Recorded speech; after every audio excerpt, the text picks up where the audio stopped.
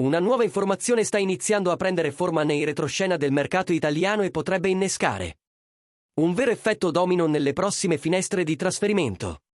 Siamo tornati con un nuovo aggiornamento strategico sul Napoli, sempre con l'obiettivo di andare oltre il titolo e spiegare il contesto reale che si nasconde dietro i rumors.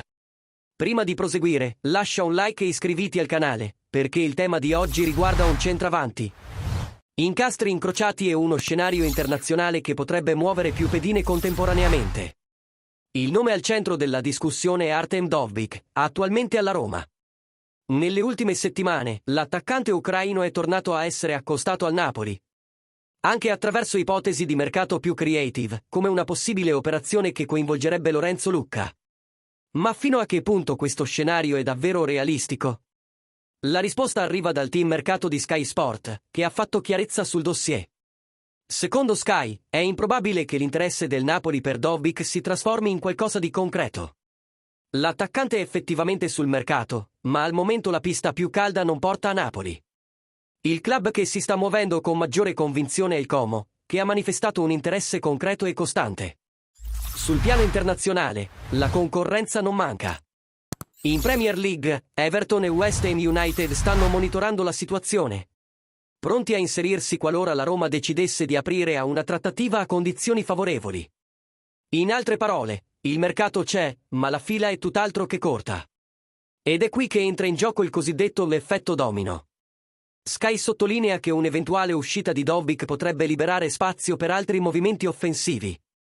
In determinati scenari, la cessione dell'ucraino potrebbe facilitare operazioni legate a Giacomo Raspadori o persino a Joshua Zirkzee, a seconda di come si riorganizzerà il quadro internazionale.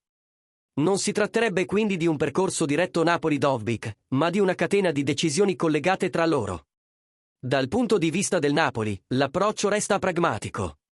Il club valuta profili, incastri e costi con grande cautela, privilegiando coerenza tattica e opportunità reali, soprattutto quando si parla di attaccanti che richiedono investimenti elevati e un impatto immediato.